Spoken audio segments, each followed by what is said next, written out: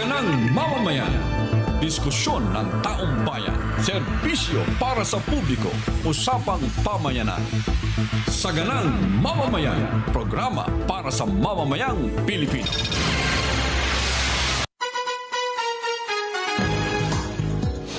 Lunes po ngayon at May 6 na. Ay, talaga May naman. 6. May 6. May 6 na. Di ba? April 6 pala, sorry. Bali agad eh. May 6. Abril 6 na. Yun ang Ang gusto mong batakin ng Abril, gusto ko tapusin na Kasi ito. simula lang eh. Ang init ng panahon kasi. Ayan nga, Ay, naku, masayang hapon muna, Nelson. Ay, masayang hapon, Jen. Masayang hapon. Lahat ng ating mga kababayan, lalong-lalo na yung kulang ang araw kapag hindi nakapanood ng Saganang Mamamayan. Yan. Kaya maraming salamat po sa inyo sa patuloy niyong pagsubaybay sa aming programang ito. Yan. At muli po, naku, makakasama, na-miss natin ito ha. Muli po nating makakasama ang Senador ng Bayan, Sentol, Senator Francis Tolentino. Sentol, masayang hapon po. Kamusta na po kayo? Ay, masayang hapon sa inyong dalawa. Akala ko naligaw ako eh. Bakit po? Hindi na ako marunong mag-operate nitong itong Zoom. Oo. Oo nga, no? Kumusta kayo? Kumusta yung ating mga taga-subaybay? Tsaka akala ko may 6 na rin. Naguluhan ako sa napatingin tuloy ako sa kalendaryo. Yung bungad ko, Masayang hapon po sa inyo. kinocompose ko na sa isip ko yung pagbati ko eh. Aha. Mali pala, April 6 pala. Yun. Ay, nako. Sentol, kamusta muna kayo ha? At long time no see, long time no hear po. Okay lang po at kagagaling lang po natin sa Tagaytay. Mahabang weekend yun. Tapos okay lang po tayo. Nasa kondisyon. Kung nandyan lang ako sa katabi nyo, baka maipakita ko yung konti kong muscle na. Nagkasabi niya, nagka-muscles. Pareho tayo ng pinagkakaabalahan sa mga sandaling ito, Sentol, ha? Medyo mainit lang po ngayon. Mainit ang Yun na panahon. nga. Talaga naman, kaysa ka ngayon pumunta. No? Sa Tagaytay ba? Pero sa Tagaytay, madaling araw, malamig. Gabi malamig, hapon malamig. Ayun, Oho. Pero, aywan ko lang napansin niyo ba, parang, bakit hindi kasi ako napunta ng Tagaytay, no? Sa Baguio, Yun. maluwag daw po ang hindi gaanong nagpuntahan ng ating mga kababayan nitong long weekend. Sa Tagaytay po ba, ano na-obserbahan niyo, Sentol? Matraffic po, lalo-lalo ganun. noong Sabado-Linggo. Oho. Bumper to bumper. Kaya nagtataka nga ako kahit nagsipagtaasan na ang presyo ng crudo, gasolina ay marami pa rin. Siguro matagal na naiplano yun. At napag-ipunan na kahit tumaas yung nag-130 to noon, Opo. marami pa hong namasyal. Ayun. Traffic ko. Siguro nakabook na sa mga hotel, ano? Sa mga pasyalan. Ang problema kasi sa Baguio, Sentol, medyo malayo-layo pa no? Oo nga, At saka yung paikot-ikot na yun ang malakas sa gasolina na yun Kaya siguro napansin nila, mukhang dadaanan natin yung La Union. Dito na lang tayo, wag na tayo makyat. Kasi marami nag-divert, La Union, nga sa La Union. Nag-traffic daw bigla. Tambak ang tao. Yung Tsaka bahagi ng maganda San rin po Juan, San Fernando, yan. Oo. Maganda rin po ang tanawin doon at may mga beach areas din po doon. Yun na nga. Pero hindi lang kasi lamig ng Baguio, yung La Union, Nelson, ano? Ay, mainit dun. Yung tabing dagat. LU, sabi nila. Ay, nako. Pero teka lang, nabanggit nyo rin lang naman yung pagmahal ng presyo ng produktong petrolyo. Sen, kayo ba, ano bang nakikita nyo? May remedyo pa tayo dito? Mukhang, ano ba ito? Kahit mapait, tatanggapin na ba natin ito, Sen? Ang tingin ko, kanya-kanya tayong opinion, pero siguro naniniwala tayo pag humupa na yung tension doon sa Middle East, bababa din naman yan. Opo. Pero yung near future, medyo mataas to. Balita ko nga, magtataas pa ang Shell. Ngayon o bukas. So, talagang kailangan planuhin maigi yung pagbiyahe at talaga mabigat-bigat po ito. Ako nga, nag-iisip ngayon ng na magmotorsiklo na uli mainit lang. Ayaw nga, kasi mukhang yung motor nyo ata, matagal nyo na hindi nagagamit, Sen, ha? Hindi na naandar yun. Ganun ba? Hindi, wala na nabasa ko. Yun, di ba yung dalawa yung gulong sa harap? Opo, at saka yun pala, napapanis din yung gasolina. Pag napanis, wala na, hindi na andar. Meron palang ganun, ano? Naglalapak siguro. Pero, so ibig yung sabihin, Sen, medyo ano ito? Matagal-tagal pa ito. Tagal-tagal pa itong problema natin ito. Buong global ito Medyo kung makikita, hindi natin alam kung ano yung, di ba sabi ni Presidente Trump, 48 hours, medyo ano na ba, 24 hours na nakalipas. Opo. So hanggang bukas, kung anong mangyayari pa doon, kung wawasakin yung mga oil depot roon, edi lalong magkakaroon ng epekto yan. Oo nga, no? Yun ang kanyang warning. Pero, well, ang issue kasi ngayon, Sen, kinonfirm din naman ng DOE at ng Pangulo, sapat ang ating supply ng produktong petrolyo sa loob ng 40 hanggang 50 araw. Pero yun nga lang daw talaga, hindi talaga mapigil yung pagtaas ng presyo, Sentol. Yun na nga, maraming mga sagot patungkol dyan. Ang sinasabi ng ibang mga oil companies, yun daw taas yan para sa pagbili nila ng susunod. Pero ang inaantabayan ng ating mga kababayan ay yung ngayong linggo ata, pag-meeting ng technical working group patungkol doon sa pag-aalis noong excise tax, kung ano magiging epekto nito. So siguro dapat yun ang madaliin dahil yan mga ganong nakagawa na ng batas, yung mga ganong aspeto ay nasa kontrol ng ehekutibo na. Hindi na tungkol doon sa nangyayari sa Middle East. So dapat madaliin yon. Dapat nag-meeting na kanina yon. Dapat nga sabi kahapon pa rin, ano. Pero sa tingin nyo, malaki kasi di ba mayroong mga pinupush ngayon, suspend muna yung VAT, value added tax, at saka yung excise tax sa petroleum products. Ang kabilang banda naman daw po, Sentol, yung mga kinikita doon, kinukuha doon, ay marami naman daw pong maapektuhan na hindi ho mabibigyan ng madidisrupt naman yung tulong para sa kanila, Sen, yung pagkagagastusan noon. Ganon nga, at yung mga social services, baka yun naman ang mawala, mabawasan, lalong-lalo na yung patungkol sa kalusugan. Opo. So ngayon, kung tuloy yung El Nino na sinasabi, isa pa yon, malaking dagok din yan po pag nawala ng... So ang hirap balansehin. Makikita natin to sa April 15. Ito yung nakikita kong sukatan kung ganong karami magbabayad ng income tax. Maliit na bahagdan yon. Pero makikita natin, kasi yung sa income tax, pag-file nun, yun yung nagpapakita ng kaunting patriotism doon sa ating mga wage earners, sa ating mga kababayan na nagbubuluntaryong magbigay sa pamahalaan. Indicator din pala yun, no? Opo. Oo, kasi kung bumaba ang koleksyon noon, ay talagang hirap talaga siguro ang ating... Hirap talaga ngayon, lalong makikita mo doon. Nako. Ayun, palagay mo, Nelson. Problema kasi ito, Sentol, hindi lang naman pang Pilipinas, no?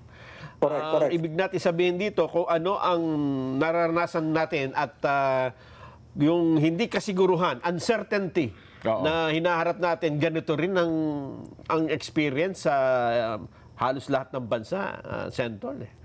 Maging sa mga first world countries. Ang alam ko, ramdam na sa Australia, sa Canada, at maging sa Estados Unidos. So, hindi lang po tayo yan. Maging sa may mga bansa na rin po sa Middle East na nagrarasyon na rin daw. Sila mismo. Oo, sila na yung producer dahil marami na rin tinamaan sa mga Gulf states na mga depo nila. So, hindi lang po tayo ito. Kaya lang sa atin, talagang mas ramdam dahil third world country tayo . Masyado tayong dependent sa importasyon ng crudo . Correct, oo. So, mahaba-haba pa ito sa... Kahit mga eksperto siguro ang ating kapanayamin, baka hindi kagad nila ito masagot ng malapit-lapit sa katotohanan dahil hindi natin kontrolado. Para po kasing yung pandemya nga no, na yung pandemya akala natin sandali lang din. Hindi akalain abutin na ilang taon no? Ilang taon pa lang ganun Pero ang kaibahan kasi noon, Sentol, ng pandemya, walang sasakyan, walang manufacturer, walang manufacturing sector na gumagamit ng crudo na sabihin, hindi kagaya ngayon na gusto mong tumakbo ng sasakyan mo, gusto mong maggawa ng mga produkto, kinakailangan magtipid kasi napakamahal ng ginagamit na krudo. At ang epekto pa niyan, Sen, sabi, ewan ko lang, sana, bagamat meron palang Nelson, pinabulaan na ng Meralco na hindi totoo yung sinasabi nilang, magkakaroon daw ng mahabang brownout. Di ba? Ewan ko ba? Nakaranas kami sa Cavite nung Biyernes.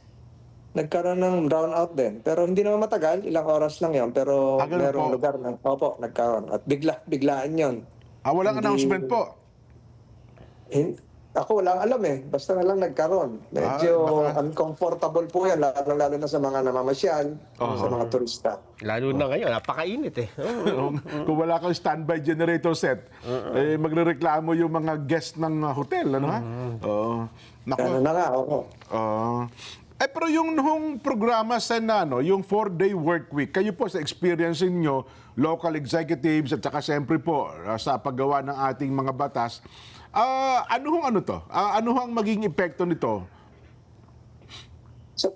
Dahil may teknolohiya ngayon, palagay ko halos wala. Mapwera doon sa manufacturing, yung po mga nasa opisina, talagang merong ibang opisina, pwede pang 3-day work week yun mga paperwork hindi naman talaga essential, pero alam mo, ganun din yun.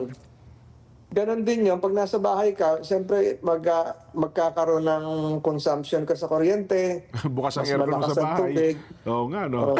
Nung COVID days, pinropose ko yan. Hindi lang ako pinakinggan. Sabi ko noon, yung mga nagtatrabaho sa bahay, dapat mabawasan din ang buwis.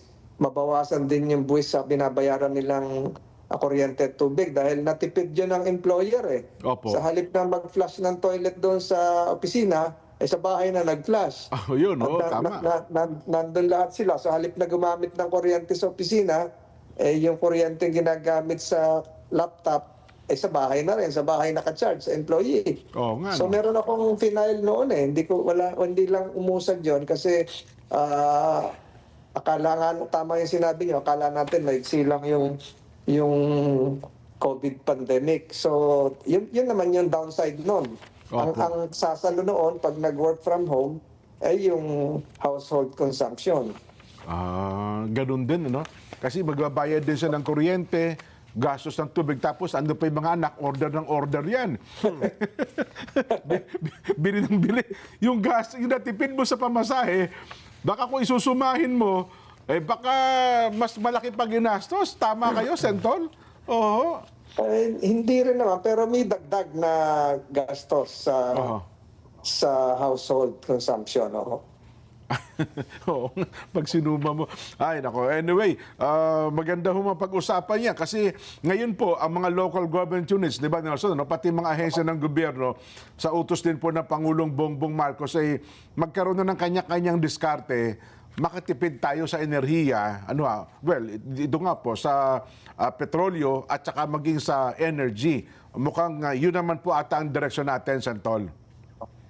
Tama po. At saka bubuksan na ngayon yung mga usapin patungkol doon sa exploration ng ating UNTAP. Pero future pa ho yan. Hindi naman yan kahit isipin natin ganon, magagawa kagad. Kung matatandaan nyo, meron akong proposal noon, yung talampas ng Pilipinas Oil Development Corporation. Opo. Yung sa Benham Rice. Na-file ko yun noon pero matagal yan. So, ngayon nakakaisip lahat siguro. Nagiging malikhain tayo ngayon. Gumagalaw yung isip natin dahil sa ganitong mga pangyayari.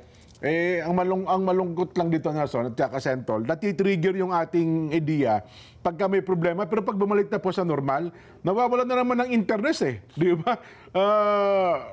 Mukhang napapaling ulit yung atensyon natin sa ibang bagay Santol?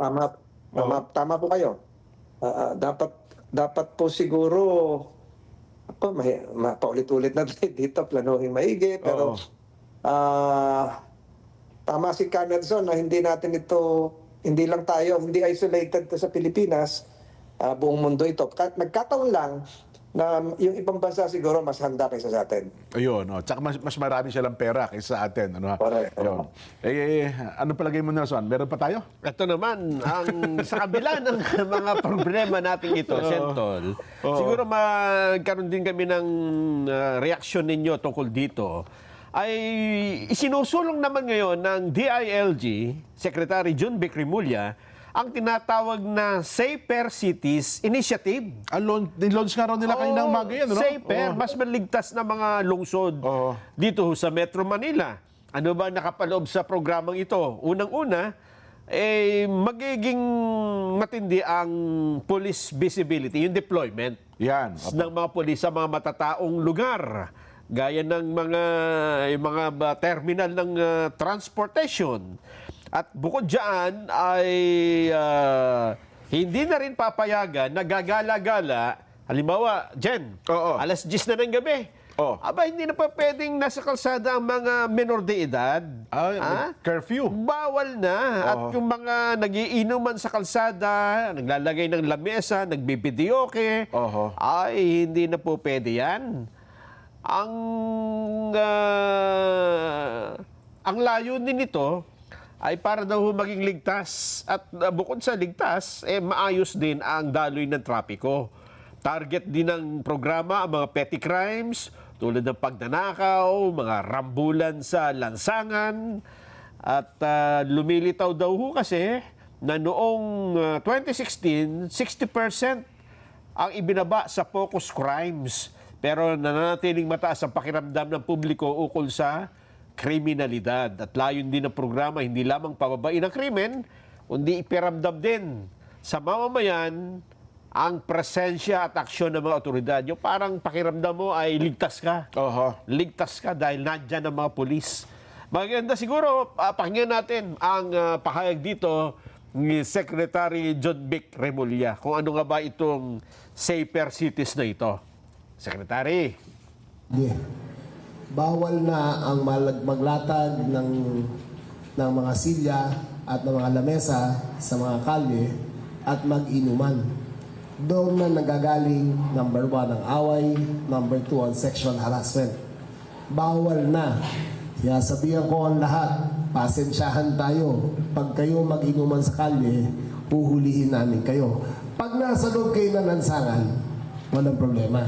Pag nasa loob kayo ng mga pader nyo, nasa loob ng mga bahay. Pero sa labas, sa kalye, public spaces, bawal na ang inuman. Okay, let's make that clear. Meron na tayong enhanced curfew ordinances para sa mga 18 years old and below. Pag hindi kayo nag-aaral, hindi kayo nagtatrabaho, proof of employment, of proof of education, na nag-aaral kayo sa oras na yun, pauwi kayo, bawal na kayo sa kalye after 10 p.m. Umuwi na kayo sa mga bahay nyo. Okay. Yung mga rugby boys dyan, yung mga geng-geng dyan, yung mga gago sa kalye dyan, magtago na kayo, umuwi na kayo pag 10 o'clock, uhulihin namin kayo. Klaro yan, ha? Sinasabi ko na dito ngayon, yung mga geng-geng, rugby, mga ungas na nagtatambay ng mga bata dyan after 10 p.m., umuwi na kayo sa bahay nyo. Pangatlo, bawal na ang walang t-shirt na lalaki, naman babae, di ba? Pero walang t-shirt na lalaki na palakad-lakad sa kalye. Bawal na. It is a act of civility na magbihis naman kayo habang nasa kalye kayo. Pag kayo ay walang suot na t-shirt na taubad na palakad-lakad, kahit gaano kainit, magsanduman lang kayo. Okay? Bawal na po yan. Pang-apat, bawal na po ang videoke lagpas ng alas 10. Alam ko lahat ng Pilipino mahilig kumanta. Maraming magaling kumanta. Masarap kumanta basta lalo na barkada. Pero maawa naman kayo sa kapwa nyo at hayaan nyo nang matulog. Pag alas 10, nagbibidyoke pa kayo, o kapitbahay nyo, nagbibidyoke, tumawag pa kayo po kayo sa 911 at pupuntahan po ng pulisyan at papatigilin. Ulilin ko, wala po akong galit sa kumakanta. kahit ako sintonado ako kumanta, minsan napapakanta rin ako. Pero pag alas 10, maawa naman kayo sa kapitbahay nyo. Di ba?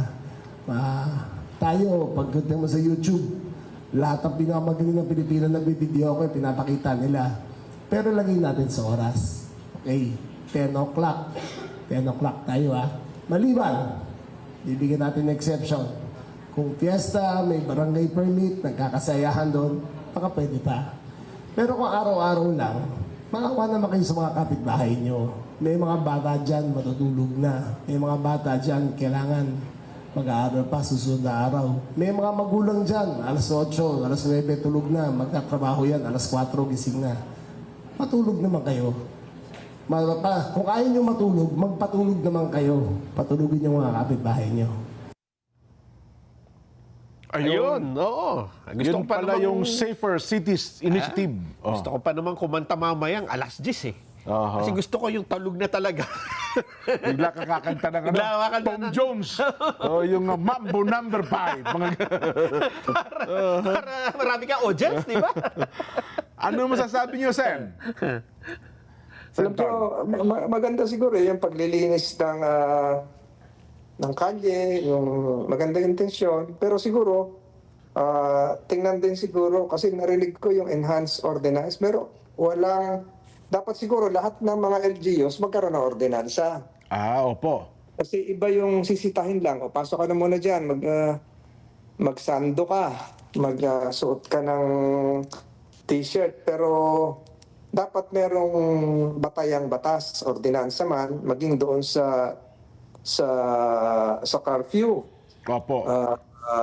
Kung matatandaan nyo, ay noong 2012, 2012, di ako nagkakamali, pinasa yung Republic Act 10158 Opo. kung saan na-decriminalize na yung vagrancy. Kasi araw, pwede kang mahuli sa bagansya. Yan nga. Yung ibig sabihin ng vagrancy, yung palaboy-laboy ka na without visible means of support. So, hindi ito tinuturing na krimen na simula noong 2012. So, yung curfew naman, siguro, sa kabataan, maganda rin yon na madisiplina sila. Pero dapat nga, ulitin ko, may ordinansa yung mga LGUs Opo. patungkol dito. Magandang magandang layunin yon na malinis ang ating kalye. Kaya ulitin ko, yung patambay-tambay sa kalye, simula noong 2012, hindi na krimen. Yung decriminalize na yung vagrancy. So kahit ikaw palaboy-laboy, ay hindi mo yun krimen. Not unless mabago ang Republic Act 10158. Opo. Pero maganda yung layunin. Dapat siguro sitahin at siguro restriction din ito ng magulang. Pero minsan yung magulang naman yung sinasabi nagiinuman. Yun na nga. Pero siguro maipaliwanag ng gusto ano yung batas, kung may batas nga. Kung walang batas, yun ang problema. Maging yung curfew. Wala tayong national curfew, no? Unlike noong sa COVID, talagang may lockdown. May lockdown noon kasi social distancing tayo Tama po. Hindi tayo pwedeng makakahawa ka. May ID. Pero ngayon, may mga lugar din yung mga kabataan, they're taking advantage of yung mga coffee shop na doon sila nag-research, libre yung wifi, nakatambay-tambay daw, isang tasang kape, 5 oras yun naggagawa ng homework, assignment, yung mga ganun siguro, pwedeng i-exempt yun, So pero ulitin ko maganda yung layunin, malinis na kalye, pero yung dapat yung may mga legitimate business to be out, yung nagsasubmit ng homework, may mga group study, siguro pag-aralan din yun. At ulitin ko, dapat may ordinansa. na sumasaklaw patungkol dito. Tama kayo. Kasi kung walang ordinansa, tapos kung sisitahin lang, di ba? Dapat dyan, meron kang community service, no? Kung mayroong ordinansa kasi, nahuli ka, ikaw ay wala kang ginagawa, tambay ka lang. Maliban na lang kung galing ka sa trabaho, di ba? Yung mga night shift, narson, no? Mapapatunayan mo. Pero kung ikaw ay tambay lang, pakalat-kalat ka sa karsada, dapat merong Decriminalize na nga yun eh. Hindi Yun na nga krimen yan eh. Kaya nga po, Sen, pero kung ito po ay magiging ordinansa at ipatutupad siguro, dapat Per mayroong LGU. community service sa LGU, local government, mga mayor po siguro. Di po ba? O kaya, merong isang model ordinance na pinasa kung ipinilot sa Metro Manila yan. Kasi tandaan niyo yung hinalangan ko noon, Opo. sumalangit nawa, si Bayani Fernando. Pinatupad din opo. niya yung mga topless eh. Oo. Walang topless. In-encourage din niya yung mga Metro Manila LGUs na gumawa ng ordinansa laban dyan sa topless nga ang tawag niya eh. Opo, yung badbaro ng mga Mga lalaki. kalalakihan na nagiinuman. So, ito, nagawa na po yan ni MMDA Chairman nun, Bayani Fernando. Kaso mo yung pag-sustain nito, paano sisitahin mo, hindi mo pwedeng ikulong ng walang ordinansa. Opo. Diba? Illegal, Pwede sitahin. illegal Nasa detention, loob po, pagka kinulong po yun, Sen. Di ba? Doon sa video, meron mga batas dyan, mga nuisance, yung talagang hating gabi na, kumakanta pa, mas malakas pa sa tahol ng aso. So, Parang yes, umalulog ako kumakanta. Bakit sa Quezon City, sa Quezon City ko, alam ko, hanggang last gis lang ang videoke. Dito sa Quezon City. yun, yung ordinansa. Sa Davao ata, meron ding ordinansa tungkol sa pag-iinom, mga ganon. Ayun, oo. Parehas yan ng pag mag-ieleksyon, bawal na may liquor ban, di ba? Opo, oo. Sa mga tourist areas, basta Siargao, dun sa binanggit nyo kaninang LU, palagay ko mahirap i-contain yun doon dahil may tourist sa mga beach area, may tourist belt doon na talagang yun ang kanilang sineserve na alcoholic beverages, di ba? Opo. Ayun. So, tama kayo, no? So, kinakailangan samahan ito dapat ng ordinansa para may ngipin po. Hindi po pwedeng kwentuhan lang ito. Kasi bagay siguro, baka may magpayo na no? Kay Secretary John Vic na kasi dapat ito susuportahan ng barangay. Kung pulis lang ang mag-i-implement dito, mahirapan. Kasi tatawag daw batay doon sa press ko niya kayo, tatawag daw po sa 911 at within 5 minutes, kasama pa si General Abirin, yung director ng PNP NCRPO, ay darating yung pulis para sitahin yung mga nagiinuman sa karsada, kung ano-ano, nagbibidyoke. Pero again, kung wala pong ordinansa, pakikiusapan lang sila. Hindi nyo maobliga na sila ay mag-uwian. Hindi mo pwedeng kasuhan. Hindi Yes mo pwedeng po. kasuhan. Ibig sabihin, Ayun. Oho. Yun pala. Ano pang... Pagka lang kasi, Sentol, nakumpara natin sa ibang mga bansa, no, na parang doon sa mga, dito na sa mga kalapit nating bansa, sa Asia, ay yung police visibility, diyan hindi na parang sa kanila obsolete na no? yun na nga. Pero mararamdaman mo may pulis, ha? Wala kang makikita ang pulis sa karsada. At saka yung mga tao, disiplinado. Kasi natatakot sila, nakikita sila ng CCTV. Para bang ang sa kanila sa mga bansang kalapit natin, yung technology na gumagana no? Yes. Sa atin, tatakutin ka ng naka-uniform. Sa kanila, kahit wala security guard, lahat, di ba? Wala. Bangko. Pero pag lumabas ka sa batas. Alam ko po, pagka lang hindi ka, tumawid ka ng hindi naka-green yung yari ka. Mukhang yung implementation, ang may problema sa atin, Sentol. Saka yung personal na disiplina na rin siguro ng ating mga kababayan. Siguro, itinaon din ito na palapit na yung ASEAN Conference sa Pilipinas. Ayan, yan. Para makita rin na malinis-linis din yung ating kalye. Opo. Pero dapat ito talagang sa mga bahay ito nagsisimula, sa mga pamilya ito. Disiplina, no ho? Oo. Tama. Anyway, saglit lang, Santol, medyo humigop muna kayo ng malamig dyan. Ano, kung ano man po ang mahihigop ninyo.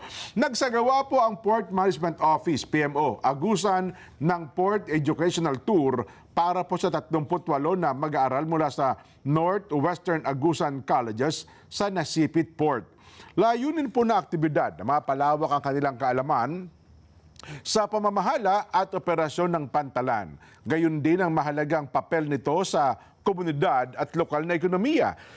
Patuloy na sinusulong ng PMO Agusan ang makabuluhan at interaktibong pagkatuto sa labas ng silid-aralan kasabay ng pagpapalawak ng kamalayan sa kahalagahan po ng pantalan sa pag-unlad ng rehiyon.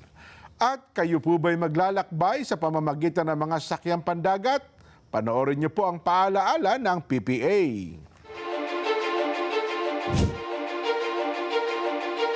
The Philippine Ports Authority, or PPA, is the nation's premier maritime agency, steering the course of progress through the archipelago's vital ports and harbors. PPA is among the strongest economic performers in Southeast Asia, according to Drury Maritime Research.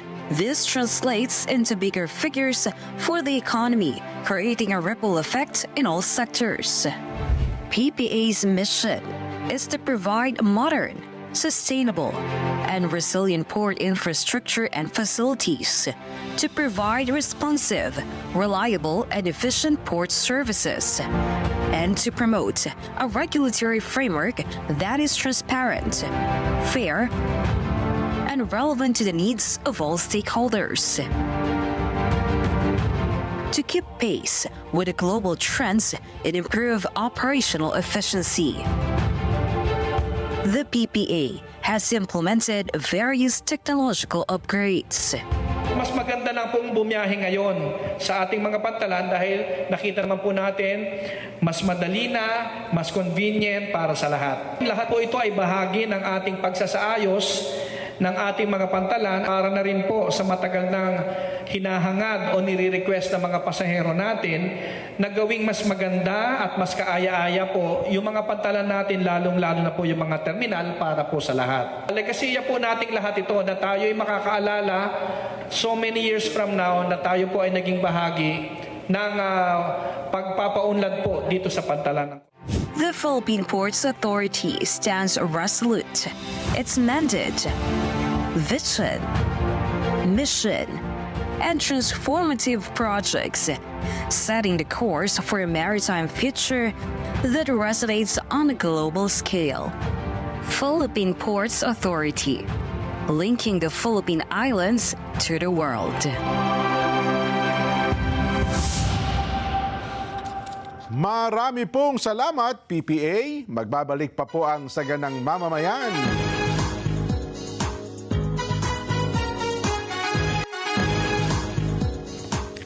Mga kapatid, mga kabarangay, mga kasambahay, mga ka-SGM, panaloklak na. Heto na po ang panalo tip para masulit ang budget natin sa bahay. Doon na tayo sa Always Panalo.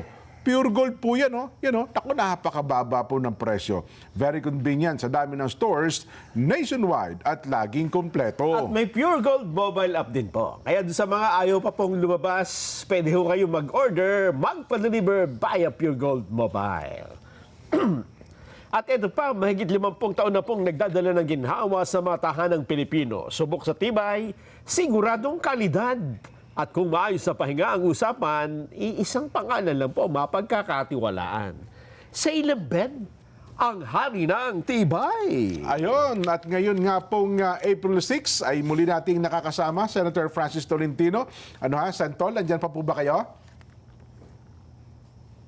Santol? Umiinom ng malamig. Saglit lang. Tanggapin muna natin ang report. Malacanang muling iginiit na maayos ang kalusugan ng Pangulong Bongbong Marcos. So nga, ang dami nagkalat dito ngayon sa social media. Kaysa daw may bagyat na karamdaman ng Pangulo, etc. Ay, nako. Pakinggan natin ang report mula sa Malacanang. Madeline Villar Moratillo. Mads, ano ba ang sabi ng Pangulo ng Palasyo sa bagay na yan?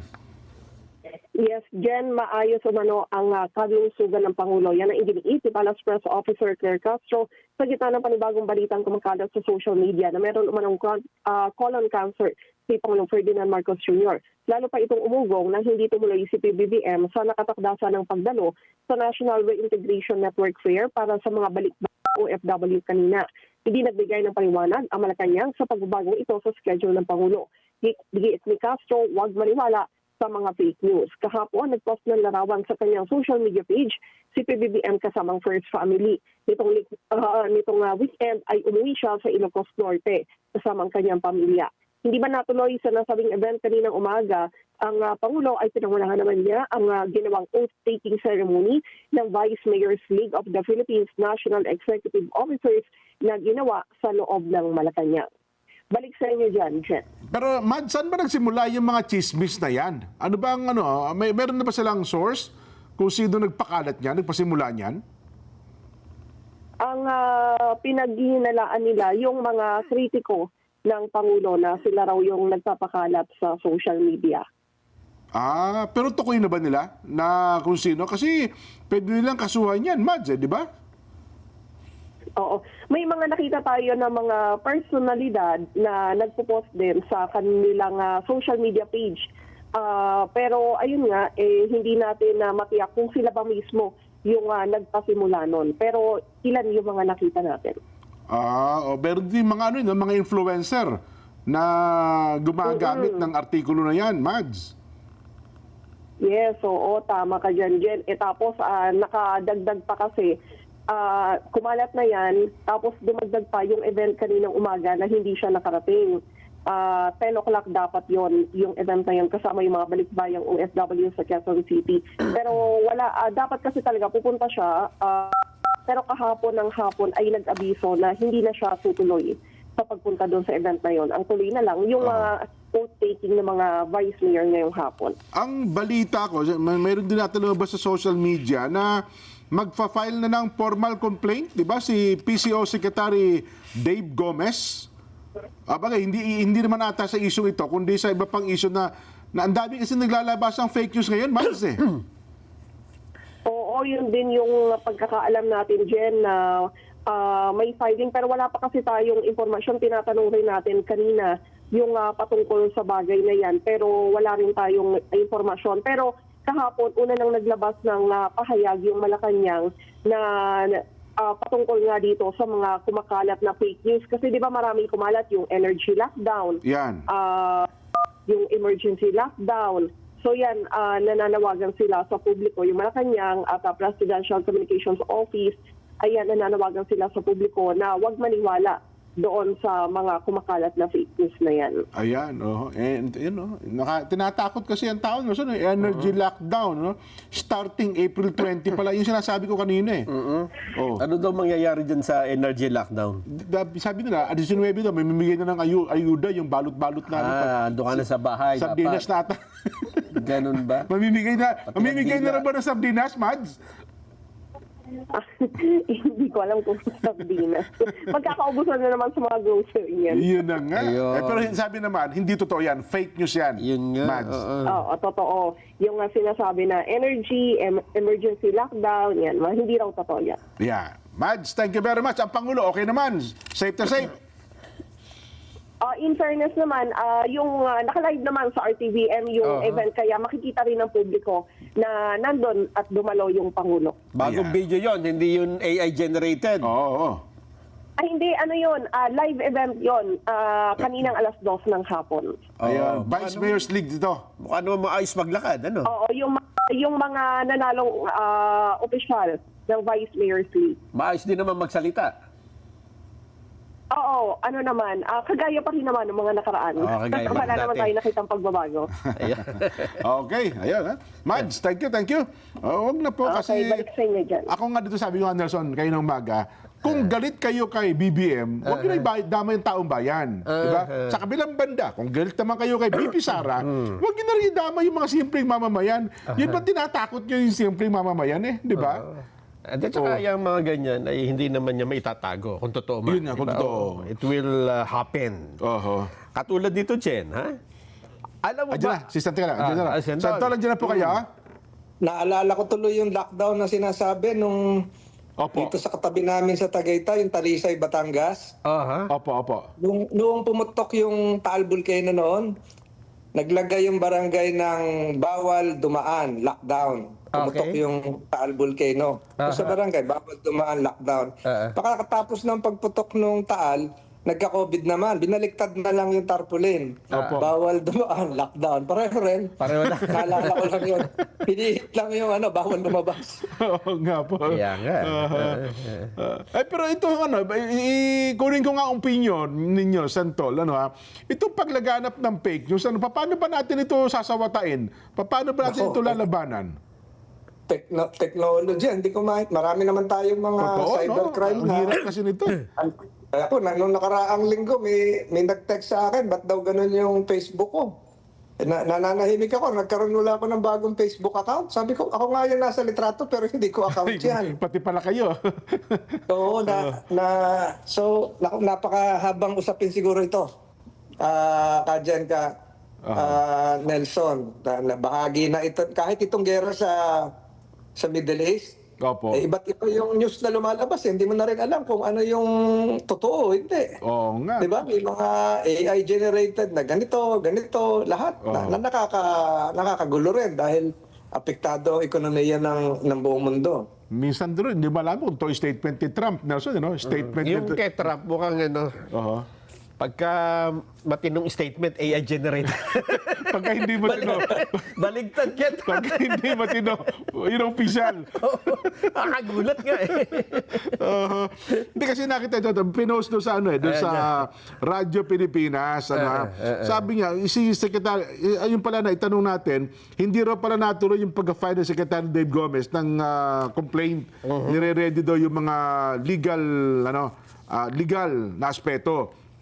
Sabi niya dito, sa kasalukuyan daw po yung energy landscape natin ay binababalaan ng marami na deliberately fabricated stories and spread fake news para i-exploit daw po sitwasyon at na they will be held to account to the fullest extent of the law. So, plano talaga nilang sampahan na at para ma-check kung saan talaga at binababalaan daw po yung mga gumagamit ng social media platforms na yung pagka-publish ng fake news, ito daw po ay punishable under Article 154 ng Revised Penal Code at meron pala itong 6 months na imprisonment kapag ito daw po ay isinagawa when committed online, the penalty is doubled under the Cybercrime Prevention Act. Kaya mag-isip-isip din po kayo. Yung mga nagkakalat ng ganitong mga fake news, ay may mga teknolohiya na rin para ma-detect kung saan ito nagsimula. At ngayon, pati yata yung nag-share. Diba? May pananagutan na rin pati yung nag-share. Kahit sabi mo, ay hindi ko naman po alam, sinyer ko lamang eh. Tama. May pananagutan na rin ata yung ganito. Kaya dapat mag-iingat po tayo. Yan. Lalo na po ngayon, sabi nga natin, Santol, ang taong bayan punong-puno na ng alalahanin, dadagdagan pa natin ng problema, mas malalo sigurong baka mawalan ng focus ang taong bayan Santol? Tama po kayo. Yung AI, malaking rin napakahabang usapin din yan. Pero siguro sa mga ibang pagkakataon, makakuha tayo ng eksperto na pwedeng talakay niyan, tumalakay niyan. Opo. Para mapaliwanagan ng ating mga kababayan. Oho. Bagay, ito naman, Nelson, sabi mo nga, hindi lang sa Pilipinas, Oo. yung problema ito, talagang pang mundo. Totoo yan. Dito naman tayo. Sige. Siguro sabihin mo, nako, baka AI na naman yan. Baka fake news yan. Nako, eto ang hindi. Totoo ito. Alam mo ba, Jen, na may malaking pinakawalang statement ngayon si Ombudsman Crispin Remulla. Ba? Oo, kasi dati ang dami nagtatanong. Puro kabitenyo ngayon ang lumalabas sa media. Siyempre. Para na-monitor ko yan. Para na-monitor ko yan kanina, yung tungkol sa ipapaila ng plunder. Yan ba yan? Yes, opo. At hindi lang basta kaso ito, plunder nga. Ang kanila daw pong inihahanda na i-file laban kay Senador Chis Escudero at kay dating Speaker Martin Romualdez. So dating Senate President at saka dating Speaker. Oo, mukhang matinding statement ito. Ang sabi niya, we have been seriously preparing a case of plunder against former Speaker Martin Romualdez and former Senate President Chis Escudero. Plunder ang inihahanda naming kaso laban sa kanila. Marami kasi ang pumupunan ng mga nakakaraan, di ba, Jen? Ano nang nangyayari dyan sa investigasyon sa flood control project? Ba't parang walang nakakasuhang medyo mataas-taas na puro kontraktor ang nangyayari na haharap sa kaso? Ang nakulong lang, isang Caviteño din. At former pa. Former Senate Bong Revilla. Pero hindi, sabi ng isang Caviteño din, huwag kayong mag-alala. Naghahanda nga eh. Hindi nang basta-basta pwedeng mag-file ng hindi mo pinaghandaan. Dapat airtight. Airtight. Oo. Kaya seryoso daw po ito. Hindi ito fake news. Ito pa kanyang babala, Jen, ha? Madaming madadamay. Ayun. Mukhang marami pa pong lilitaw na mga pangalan sa mga susunod na araw kaugnay ng kasong ito. Nauna na pong itinatanggi, matagal na, ng kapwa dating Speaker at dating Senate President ang mga aligasyong ito tungkol sa pagkakaugnay nila sa flood control anomaly. Ayan. Yan po ang latest natin. Para lang magkaroon tayo ng update na bagamat meron po ngayong nararanasang krisis, tuloy-tuloy. Yan dapat, di ba? Tuloy-tuloy ang kaso sa flood control project. Ayan. Tingnan natin kung meron talagang... kasi yung usapin ng ICI, mukhang... Tinanover, ano na bang nangyari sa ICI? Ano? Mukhang, yung tinapos na yung investigasyon. Nako. Kayo ba, Santol, meron ba kayong, ano ba opinion nyo yun? Mukhang natapos yung investigasyon ng ICI na... Parang nabasa ko na tapos na yung trabaho nila, tinurn over na. So, siguro yun, ang in-expect dyan ng sambayanan ay mag-submit din ng terminal report kung talaga sarado na sila. Hindi ko nga, di ba may opisina yan? Opo. Oo, Taguig ba yun? Nasa BGC ata sila, opo. Oo, kung talaga sarado na, nagwa-wind up na, winding down. May nabasa akong ganun eh. Alam mo, nakikibasa rin ako. Baka nabasa ko pa, fake news. Naloko na. Hindi ko naman bine-verify na yon. So, naniniwala rin ako dun sa, may pondo pa sila na siguro nililiquidate na rin nila. So, malaman natin kung ano yung mga mangyayari sa mga darating na kabanata nito. Opo. Nako. Kasama pa namin kayo nag-aabang. Isa pa pong problema ang kinakaharap natin, Sen, ay ito pong mga OFWs natin na pinapauwi. Kayo ba, anong recommendation ninyo doon sa mga OFWs natin na nawalan ng trabaho dahil po sa gulo dyan sa gitnang silangan, Sen? Alam nyo, yung sinasabing pinapauwi dahil na-repatriate yung iba. Opo. Yung laman ng balita ngayon, hindi ko alam kung na-fake news din ako, marami rin gustong umalis sana na hindi nakaalis. Ayun, tama kayo, tama. Oo. Walang flight o hindi na sila naabisuhan ng mga employer nila kung ano nangyari na. So, yung pagbalansin nito, napakahirap. Merong sinasabing merong gusto umuwi, pero meron ding gustong umalis. Umalis. So, ang ibig sabihin nito, hindi naman natin naririnig pa ngayon yung Department of Migrant Workers tungkol sa datos tungkol dito at maging sa DOLE, ano yung pwedeng maging trabaho nung bumalik, nung na-repatriate. Ayun ang mga alis, may kaguluhan na, gusto pang umalis. Although siguro yung mga yun, nakalagda ng kontrata bago pa magkaroon ng February 28 na... bago ng guluhan, no? Kasi ang balita po, binabasa ko kayo ng umaga, nasa airport na po sila, hindi na pinayagan kasi nga raw, nagpatupad ng deployment ban doon sa mga bansang sa gitnang silangan na meron pong gulo, Santol. Libo yun, ha? Parang nabasa ko kung totoo, mga 40,000. Tama.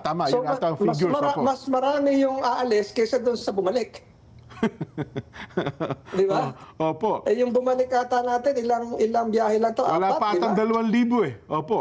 O, 4-5 aeroplano lang yun. Eh, yung aalis, 40,000. Oho. Hindi Diba, na sila pinayagang umalis. Kalahati na ng ng IRGC. Oho. Yung dami nung aalis. So, ang bigat timplahin ito na hindi ko alam kung papaano mabibigyan ng immediate na lunas para doon sa na-repatriate. At yun namang ayaw paalisin na hahanap ng trabaho nakakuha na ng trabaho sa Middle East. Opo. Ano naman ang gagawin natin doon? At tsak yun, Santol, gumastos na po yung mga yon. Di ba? Totoo yun. Oho. Yung mga agency fees, Yan. may mga plane tickets na yan, at nagsipagpaalam na yan, nagdispedida na yan sa mga barangay nila. Tama. Oho. Kung saan lugar man yan sa Pilipinas, nagpaalam na yan. Oho. Ang bigat ng kinakaharap nating problema. So, nakikita sa larawan yung mga sinasalubong. Yes po. Oo. Paano naman yung aalisa na?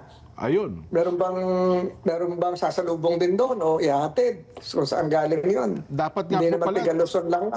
Tama kayo, Santol at Nelson. Dapat kasi talaga magpalabas na ng official statement siguro dyan ang Department of Foreign Affairs at saka ang DMW at saka OWA.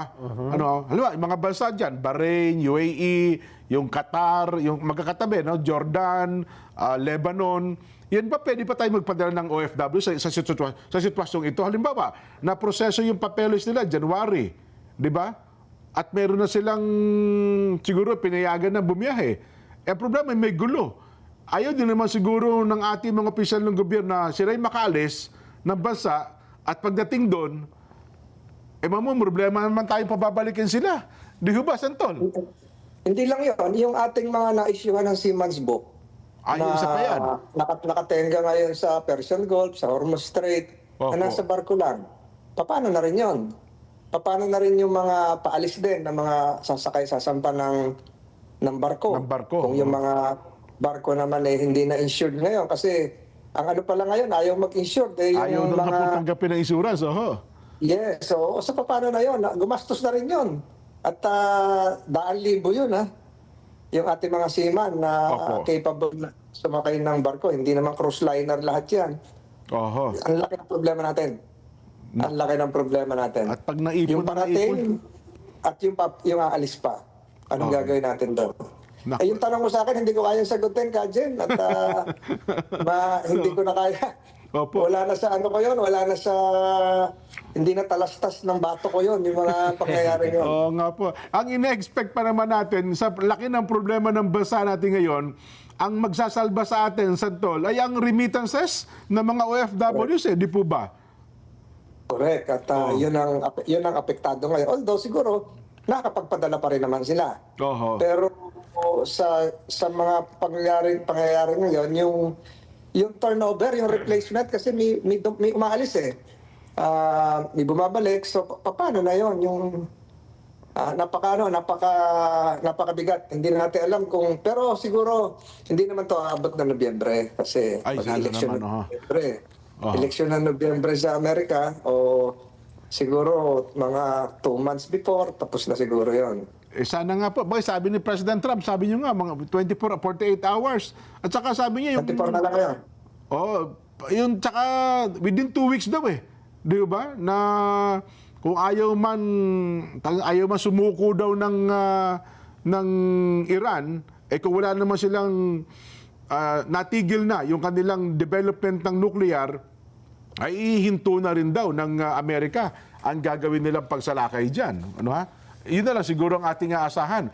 Pero sabi naman daw ng DOE, matigil man, halimbawa, ang gera dyan sa gitna silangan at pwede nang dumaan sa Strait of Hormuz, hindi naman agad-agad pala bababa ang presyo ng produktong petrolyo, Nelson. It will take time daw. It will take time naman daw po, Santol. Bakit yan? Oho.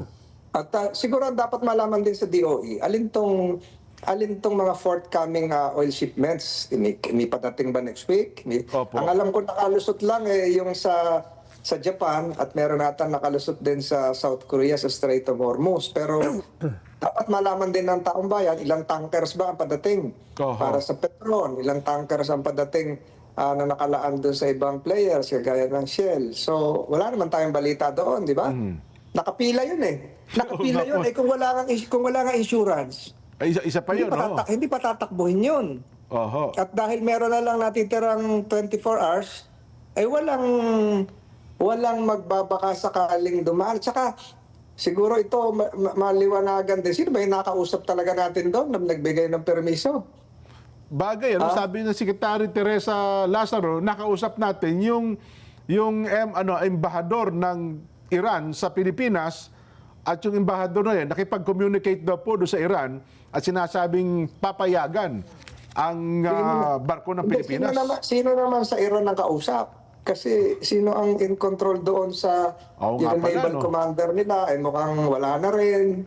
Sino ang in charge na kausap nila? Yung presidente ba? Yung speaker of the house? Oho. Kasi lahat nagtatago na daw sa northern Iran. Sino nagpapatakbo ng gobyerno naman? Sino magbibigay ng go signal na padaanin na yan? Di ba? Dapat yun. Alam mo, pero sa totoo lang, maayos din kausap. Once upon a time, nakausap ko rin yung mga yan. Nung MMDA chairman ako. Opo. Kahit tumaan kayo ngayon sa EDSA, humingi sa akin ng permit yan na EDSA kasi hingi ng permit sa MMDA chairman. Opo. Na magtayo sila ng building sa tapat ng MMDA. Sa Orense po? Orense? Opo, sa Orense. Binisita ko ngayon, right across ng MMDA Oho. is the Islamic Republic of Iran Cultural Center. Ganun ho ba? Oho. Nakatago yun doon. Meron isang malaking lupa doon na may gusali sila. Nasa EDSA. So maganda sila naging usapan namin. Ang sabi ko pa nga noon balang araw magkaroon tayo ng exchange ng mga pelikula. Yung mga pelikula sa Metro Manila dahil MMFF ako at saka yung pelikula nyo, ipareho natin ipalabas kasi gumagawa rin sila ng sine. Pag napasyal kayo sa EDSA, I'm sure dumadaan kayo dyan. Opo. Right in front of MMDA, yung Orense, yung green na building doon, yung Iran Cultural Center. Panahon ko yun nung... Kaya maganda rin sila kausap nung mga panahon yun.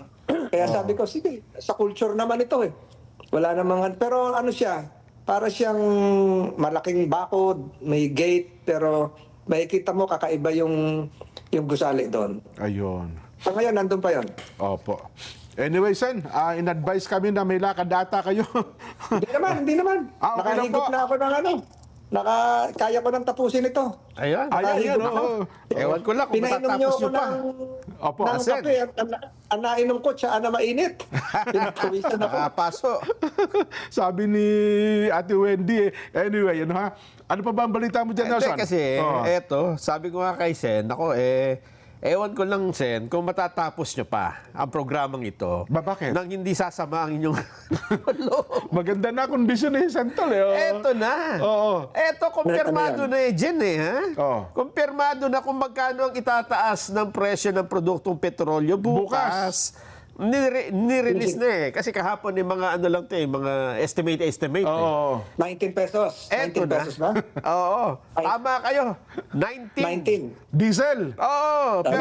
Per liter. 1980, tama ba? Yan, oo. 1980 Hindi pala fake halos news yung 20. nababasa ko. Ayan. Gasoline, 5.90. Hindi pa yung eksaktong 20, no? Nagtira pa ng 20 centimos, Medyo ano? nakakahiya naman na May butal pa eh. may butal. Ang laki, pare ko. Kaya ito ay... Si Santol pa naman Sen, ako naman obserbahan ko, hindi kayo mahilig sa bagong sasakyan, no? Karamihan po ng Hindi, sasakyan pero nyo. mga luma yung sasakyan ko. Pero mga luma wala sa kondisyon na yung iba. Pero may maliliit ako ngayon. Gusto kong kalikutin na umandar. Na mga maliliit na sasakyan, nasa Tagaytay. Kaso mo, Karamihan ng baka sasakyan mas nyo, magastos pa. puro diesel, Santol eh. Ngayon, ito. Hindi, meron ako mga gasolina nung araw na maliliit. Ganun Na, pa. anong tawag doon? Yung maliliit na kotse. Mini ka. Hindi naman mini ka. Mini Cooper. meron akong luma noon, 999cc yun. Oo, halos yun, halos 1 liter yun. Yun, tipid yun. Kasi mo, baka makatirik ako. Kaya kailangan din ako. 1 liter. Baka wala sa kondisyon. Oo nga. Nako. So, kumpirmado na yan. Baka naman magbago pa yan. Bukas na ba? Pagka magbago yan, pataas yan. Baka naman magbago yung isip nila. Isubsub nila ng konti man lang, di ba? Nako. Bago tayo. Kasi yan magtataka ka, no? Oo. Yung mga petrolyo na ino-order, puro parating lang yan, di ba? Tama. Tapos bakit pataas na pataas pa rin? Ay, nako. Hindi pa naman yata dumarating yung bagong order. Hindi kasi ganun na raw sa formula nila. Yung presyo. Kung ano yung presyo sa world Doon, market, no, agad-agad ay iipekto na doon sa Pilipinas. Oo, yun nga. Pero kapag bumaba naman daw, ang risk naman, Baka na tumaas. bumaba, ay ano yan, Konti-kontiin. ano yun naman, kukunin din naman ng petroleum company kung magkano naman ang ibinaba. Sana magkaroon din tayo ng negosyo na ganyan, Sentol, no? Na pwede kang magtaas kahit hindi mo pa nabibili. Baklase. Kaya kahapon, biro lang yung, meron akong nakita radyo sa bahay. Hindi ko alam kung sino nagbigay sa akin noon. Meron nakatupi sa likod. Akala ko, yung sandalan lang yun, stand na radyo, transistor. Yes. Yung pala solar. May panel, Pinarawan ko, umandar nga. Umandar, okay siya. Kaya solar kasi yung isang radyo ko nung araw, yung iniikot. Ito, sa harapan to iniikot siya na para magkaroon ng power. Dynamo. May dynamo, May dynamo. Mapakita ko sa inyo mamaya.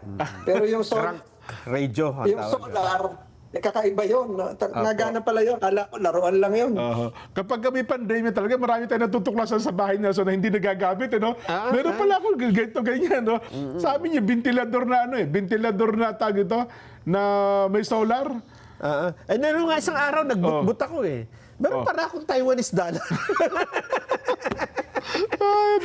Ito yung radyo ko. Ito yung radyo ko. Yung iniikot. Ayan, crank radio. Yes. Crank radio mo tawag dyan. May dynamo nga. May ilaw naman, Tama po yan. Ganyan Baka yung maubos phonograph na rin ng araw Sentol, di ba? Yung plaka.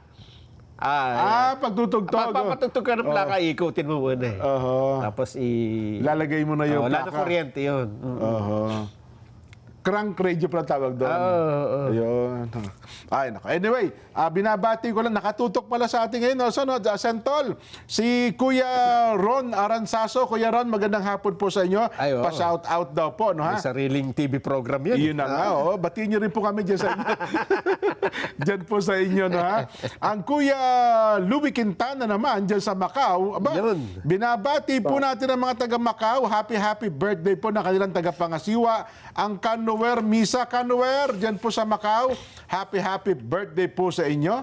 Ang aming pong panalangin ay malusog na pangatawan at patuloy pong ibiyaya ang maligayang tahanan. Karon at ang Louie Quintana at ang Kanuwer Misa, masayang panonood po sa Saganang Mamamayan. Magbabalik pa po ang ating palatuntunan.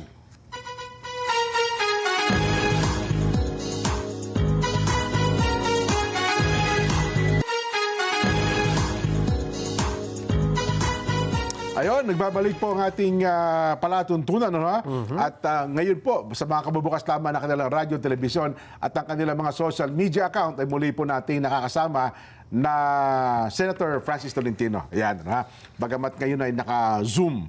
Pero sa mga susunod na araw daw, Sentol, dapat muli namin kayong makasama sa loob ng studio. Ano po, Sentol? At ako ni Canelson kanina, naging totoo yung additional 19 pesos. Na gagawa natin ng paraan yan. Na makarating sa... Namimiss ko na rin yung kapihan ko dyan sa babae. Opo. Sa gitna doon. Mukhang open na yung pasukan doon. Yung parang rotonda ng mga kainan natin doon. Doon sa baba, sa grounds. Opo. Pag nandito na po kayo, Sentol, Ayan. Pero teka lang, ano ba munang ang balita namin, Sentol, may mga pinagkakaabalahan po kayo ngayon? Personally? Patatlong libro na ako eh. Ayun! Oho. Oo, patatlo. Yung dalawa, Hinihintay okay ko na. yung libro may pirma nyo, Sentol eh. Ayun na nga, papadala ko sa'yo. Pagpunta ko dyan.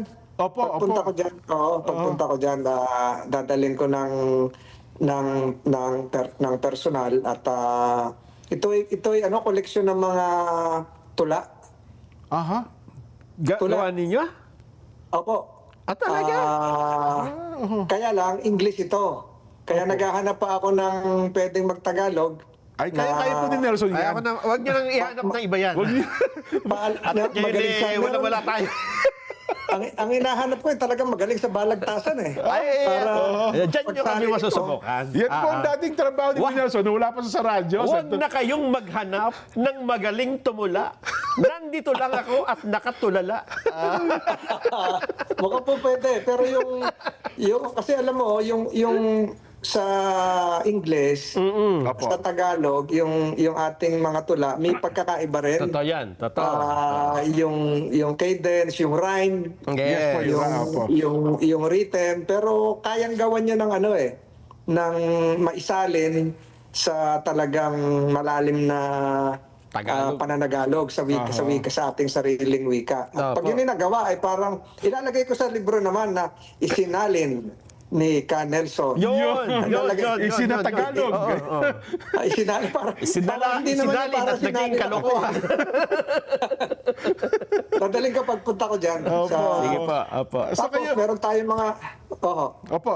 Ngayon ko lang po nalaman na gumagawa pala kayo ng tula, Sentol ha. Kumbaga, may... pang ano ko na to, sa buong buhay ko, pang 5, pang-6 na libro na aklat. Puro tula. ganun ba? Yung nauna ko, 2004 o 2005. Nung Opo. COVID, nakagawa ako ng isang libro eh. Nung COVID. Opo. Patungkol naman sa pandemic yon. Pero nakapublish Yung na mga- po yan, Sentol, o... Na-publish lahat yun. Ayun, at Yung talaga sa- po ha. Oo. Yung sa COVID, yung mga gawain ng ating mga pamahalaan lokal para matutukan yung kanilang sinasakupan habang may pandemya. Ayun. At ang alam ko, nabigyan ko lahat ng mga gobernador noon at ilang malalaking mga LGUs kung ano yung gagawin sa lockdown. Ayun. Yun. Tsaka yung tamang protocol na wala pang bakuna nun eh. Opo. Nung nagawa ko yun. Kasi ngayon, dahil sa pagkaroon ng social media na, so, di ba, yung Instagram, Facebook, ang nauso ngayon mga short video eh. Di ba? Mga short story. Reels, mga ganon. Yes, real. Opo. Pero ito naman talaga may mga istorya, no? Iba-iba. Tapos isinisalin sa Tagalog. Yes. Nakita, natuwan-tuwa nga ako eh. Pinag-aaralan ko Nelson Santol eh. Sabi nung isa, ha ha ha, ako ang dating CEO. Mga ganun tono. Di ba yung, ayaw ko kung ganun ba yung tinatranslate sa English kasi tinatagalog nila. Ang pagit na tono eh. Tunog robot eh. Ginagaya nila yung mga AI translation. AI translation. Ay, pero... Alam mo, maganda rin po maganda talaga ang tula kasi doon sa bumabasa, siya yung maaaring magbigay ng kahulugan Ayun. na sangayon sa kasalukuyang lipunan, sangayon sa kasalukuyang pangyayari at pwede rin sa kinabukasan. So, hindi kagaya ng mga prose, ang tula ay maraming mga kubling bintana at pintuan Opo. na pag binuksan mo ay magbibigay ng iba't ibang kahulugan na maaari, yung iba pa ay hindi sang-ayon doon sa original na intensyon noong may akda. Pero bahagi yan ng pag-interpret ng isang tula. Ganyan ang poetry. Ganun pala, no? Kasi kami, ikaw ba Nelson, di ba? Si Nelson gumawa rin po ito ng libro, no? Yung notebook na... Gamot sa taong Gamot sa taong May nalulungkot. bibigyan ko si Sentol. Oo, bigyan. Maliit lang po yun. Yun hindi nabibili sa Hindi ko na bookstore. binenta eh. Ay, hindi mo na sa ano? Hindi nabibili sa bookstore yun, kundi sa butika. Butika. Kasi gamot sa... gamot po sa nalulungkot. Saka kailangan ng reseta. Yung sa akin, available online sa Amazon. Available sa Amazon, available sa Kindle. Ayun. Di-deliver sa'yo. Pwede rin e-book. Aha. Ayun. Pero iba yung may personal yung pirma. Oo. Santolo. Oo naman. Oo naman. Opo. Tama. Ayan. Ano pa bang ihabol nating issue, Nelson? Ay, eto naman, Jen, ha? yung sinasabi mo nga na paliwanag ng DOE na kapag nagkaroon na ng access ang Pilipinas sa Strait of Hormuz, Okay. kasi marami nagtatanong dito, wala naman namang barko ang Pilipinas. Wala naman tayong oil tanker. Wala naman tayong oil tanker. Pero sabihin na natin na nagkaroon daw ng access ang ating mga ano tawag yung magbabayad ka ng barko. Di ba? Ganun yan eh. Magre-rent ka. Oo. Siguro sa mga petroleum company, di ba? At sinasabi mo na hindi ibig sabihin na kapag napayagan ang Pilipinas na makaangkat ng petrolyo mula sa Iran at dadaan ng Strait of Hormuz, agad bababa ang presyo ng produktong petrolyo sa Pilipinas. Ang paliwanag po ay inilabas ng Department of Foreign Affairs pa ito, ang Department of Energy. Okay. Matapos daw magkaroon ng discussion ang Department of Foreign Affairs at Iranian official. Ito pala yung tinatanong ni Central kanina, kung sino yung nakausap. Ang nag-usap pala ay DFA eh. Yun nga, pero nakausap natin dito Iranian officials daw. yung ambassador ng Iran dito sa Yun Pilipinas. dito sa Pilipinas. Oo. Papayagan daw umanong dumaan ng barko ng Pilipinas. Ito yung tinatanong naman ng marami. Wala naman tayong barko eh. Papayagan daw dumaan ang barko ng Pilipinas sa mahalagang waterway na pinagkukunan ng 1/5 ng krudo at natural gas ng daigdig. Yan nga yung Strait of Hormuz. At sa social media post naman ni Energy Secretary Sharon Garin, sinabi niya na ligtas daw makakadaan ang barko ng Pilipinas. Ayun. Ito yung tanong ng marami. Wala naman tayong barko. Siguro i-clarify nila ito. No? Kasi ito ang tinatanong eh. Wala sabihin, Pilipinas, flag carrier ng Pilipinas. Competron, Shell, mga international company kasi yun, multinational eh. Yung mismong barko kasi, may mga flag yan eh. At walang, di ba, Sentol? Correct. Oo. May bihira yan, mga Panama, Liberia. Yes. Ilan-ilan lang yan. Opo. Lalo na yung mga ang sakay krudo. Paliwanag pa ni Secretary Garin, kailangan pa rin ng safe passage ng Manila Link ships dahil gumagamit ng crude oil ang Asian countries, kalamitan dumaraan sa Strait of Hormuz. Kapalit pa, kahit pa galing ang fuel supply ng Pilipinas sa regional hubs gaya ng Singapore at Korea. So, ang ibig sabihin talaga nito, hindi ho talaga, kasi yung sabi ng iba, literal, wala talagang barko ang Pilipinas. Totoo naman, siguro yung supply, di ba? Yung supply na para sa Pilipinas. Para intended sa Pilipinas, siguro. Kasi kahit kukunin mo nga naman ng Singapore at Korea, yung supply na yon galing pa rin dun sa Strait of Hormuz. Dumaan pa rin dun. Oo. Kaya ang ibig lang sabihin nito, mga kababayan, huwag muna tayo umasang magbababa ang presyo ng diesel at gasolina. Medyo matatagalan ito. Hindi ba? Yun na nga. Pero tama yung punto yung Santol. Dapat tukuyin kung sino talagang kausap doon sa Iran. Baka baka hindi pala totoo opisyal yan eh. Di ba? Baka na-eliminate na rin. Yun na nga. Oo nga. Di ba? At saka meron bang meron bang authority yung kausap na makipag-usap ng ganon. Di ba? Kasi ang alam ko, hindi na nakakapag-meeting din maging yung kabinete nila doon. Totoo po. Kasi baka pagdaong mo doon, maghihintay ka ng meron ka pala, wala ka makukuha ang supply. Di ba? Sino ang magsisecure? Sino ang magsasabi, official yan huwag yung gagalawin yan, huwag yung kumbaga, gagawa ng masama. Dapat pagdating dito, magkarga, pagkatapos aalis na. Ayun ang problema. May clearance yan, may clearance. At saka yung kung sino man na may authority to give that clearance, yun ay dapat kilalanin ng insurance company, ng insurer. Ayan. Kung ito ay Lloyd's of London, kung kasi yun ang magiging insurable interest ito. Pwedeng itadaanin to, pwedeng bayaran ng insurance kasi pinayagan, gano'n. Pero karamihan sa nakatenga ngayon doon ng mga barko, dahil walang insurance. Tama. Walang magre-risk na dumaan dahil walang insurable interest, walang insurance walang mag-take na risk na dadaan sa isang conflict zone. Tama. At hindi din naman maglalakas loob yung kapitan, yung may-ari ng barko na Dumaan. ipaglayag yung kanyang barko na walang insurance. Kasi nagpakamatay Yun na nga. Oho. Kaya lahat na nakatigil doon ay dahil sa walang insurance. Oho. Nako. Anyway. Insurance Oo. at assurance. Ayun.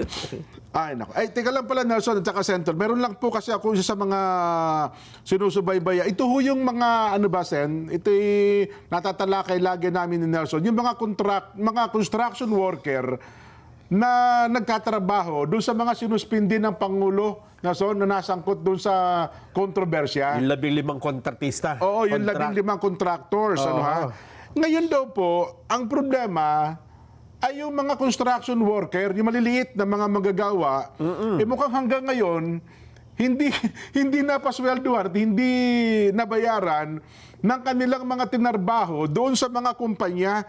Ano ha? At mukhang matagal daw pong umaksyon. Ito, may kinuha ko po yung kanilang update doon sa PCAB, yung Philippine Contractors Accreditation Board. Ito po kasing PCAB, hindi under pala ito ng DPWH Nelson. DTI yan, DTI. Yes po, under pala ito ng DTI, Sen. Tama. Tama po kayo. DTI No, ha? yan. Kaya ang kanila pong panawagan, kasi yun mga sinuspending contractors daw po na sinasangkot sa kontrobersya ng flood control scandal, binigyan po ng PCAB ng show cause order para daw po mag-produce ng mga dokumento magpapatunay na sila po'y legit contractors. At sila yung mga licensed sa accredited contractors na dumaan daw po sa tamang proseso. Ngayon daw po, ang problema dito, sila nga raw po naging biktima ng maling coordinates na binigay ng DPWH na naging basihan daw po nung mga binabanggit na ghost flood control projects na hinanap po ng ICI, ng PNP, ng Army at mismo pong ang DPWH. At dito po, kinukumpirma mga kababayan na Secretary Vince Dizon na nagsabing hindi po ghost project, hindi po ghost ang kanilang ginawang flood control projects. Existing daw po yung iba at natapos yung mga proyekto daw po at biktima sila nung mga maling coordinates na naibigay. Sabi, natapos sila. Ang problema, yung coordinates na binigay, wala naman dito Ghost project ka. Maliligaw. Yun na nga. Samantalang kung susundin pala talaga yung tamang coordinates, natapos nila. In short po, ibig sabihin, mukhang legit po yung kanilang proyekto. Legit po yung kanilang license. Pero sa halip na patunayan daw po ito ng PCAB, ay mukhang nagkakaroon ng problema sa kanilang lisensya. At sila daw po'y pinagsusumite ng mga patunay ng dokumento na sila nga ba ay legit. Parang ang nangyayari dito ngayon, Nelson at Sentol, parang nagkakaroon daw po ng fishing expedition. Hinahanapan kung sino may pagkakamali. Ngayon daw po, ang kanilang panawagan dito, dapat daw po naman suriing mabuti ng PCAB. Yung mga nasa filed the documents at ang basihan kung bakit nabigyan sila ng license, yung mga biktimang kontraktor nasa file din daw po yung listahan ng experience na basihan ng kanilang accreditation at kung meron mang involved sa ghost project, di yun daw po ang kanilang habulin at yun din po ang kasuhan. Meron daw po kasi talaga ng mga legit contractors na nag-comply, nagbigay daw po ng show cause order at nag-submit ulit sila ng mga documents at proof of experience at ngayon daw po mukhang ang hinahanap ngayon ng PCAB ay kung papaano nila mapalulusutan itong bagay na ito. Kaya ang ating panawagan siguro sa PCAB para na rin po doon sa maliliit na mga magagawa, Nelson, bigyan nyo na po sila ng lisensya kung wala namang kasalanan para yun yung mga kumpanya makapagbayad doon sa kanilang mga maliliit na construction worker. Yun lang po naman ang panawagan nila, Santol. At, Tama po kayo kasi pinaghirapan na, pinagtrabahuhan naman, maliliit na manggagawa. Opo. Dapat masweldohan sila. Yan po. Tama po kayo. Kaya sana daw po, ay bilis-bilisan naman. Mabayaran sila. Yung project. Kasi sabi ng kontraktor, ano makinalaman namin? Yung construction worker lang kami. Nadamay. kung ngayon, kung yung may-ari ng construction, mayroon silang pera, paano naman po kami na arawan lang na hindi kami nababayaran? Di ba? Kaya yun po ang kanilang panawagan sa PCAB. Sana daw po ay sa lalong madaling panahon, paki-aksyonan nyo na po itong bagay na ito. Ayan. May pahabol pa palang pagbati, Nason? Happy birthday, 16th! Uy! Ka Jan Erdi Cadasio Camarillo at happy viewing sa Camarillo family ng Benyan City, Laguna. Binabati din po natin ang Robles family mula sa Sagana Condo 1. Dailing nanonood sa Saganang Mamayan kahit walang Saganang Mamayan pag weekend. Batiin ko rin yung natin, yung Gilas Women's 3x3 basketball team. Naka-silver medal kahapon sa Singapore. Naka-silver na congratulations sa kanila. Mataas na yan. Tinulungan po natin yan at hindi lang umabot yung pinanaturalize natin yung isang milahing Tiganaga, si Elizabeth Means, hindi lang napipirmahan pa ng Malacanang yung batas at tinulungan natin. Kung nakahabol yun, ay meron tayong karagdagang 6-footer sana at baka umalwan-alwan yung laban baka naka-silver o gold pa pala tayo siguro. Baka naka-gold, silver tayo, kaya congratulations sa Gilas. Silver pala tayo. Naka-silver tayo. Ayan. Pinapanood ko kayo laro, gagaling Oo. Kahit babae siguro. May iba na ngayon laro ng babae sa basketball Hindi na katulad ng araw. Diba? Mabibilis sila, pati pag-dribble ngayon. Mas magaling na sa lalaki. Yun na nga, Ay, binabati natin pala ang Kaabed, Dula Kaabed, dyan po sa Angeles, Pampanga, Maya Pagat Panapon po. At binabati rin po niya ang Kuya Dennis Suliman. Ayan. Sabi niya, Nelson, Sen, nakahanda po ang sisig kapag kayo pumunta rito. Mga taga-Angeles, Masarap ang sisig dyan. Opo, original dyan, Kuya Dennis Suliman at saka Kaabed Dula, masayang hapon po sa inyo. Ayan. Binabati rin natin si Lance Kerwindi, Jen, At ang mag-asawang Henry at Leia Galvez, dyan sa lokal ng Lingku. Talaga naman, Sa Taiwan yan. Taiwan ito. Taiwan. Salamat po sa inyo. At ganoon din kay Kuya Jake Torio. Yung iba bukas na, Ayan. At binabati rin natin ang happy birthday ang ating correspondent na si Eileen Joy Barrera ng Sanchez Mira, Cagayan. Ayun. Ganyan. Opo. At happy birthday kay April Grace Fodul ng Cagayan din. Birthday.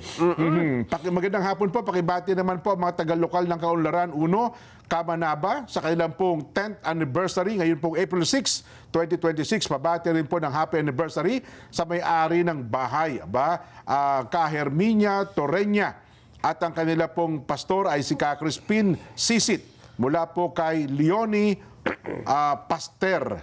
Ayan. Salamat po ng marami sa inyo, nanonood pala sa ating palatuntunan. Sen, baka meron din po kayong mga babatiin pa. Namiss namin kayo, Santol. Salamat sa pag-imbita uli sa akin dito. Bagamat hindi ako nakarating dyan, first time kong nakapagsuot uli ng ganito para sa programa ninyo. Opo. So every Monday na tayo, Santol. Pipilitin ko makapunta dyan. Pero yung aklat ko pala, naandyan na sa New Era. Pwede niyong silipin. Nasa library. At kung gusto sigurong isalin na sa Tagalog ni 40 tula lang naman yun Kaya po yan. Kaya yun. Kaya lang baka gawin mo Kapampangan yun Ano mo na, Tagalog mo na. Pwede.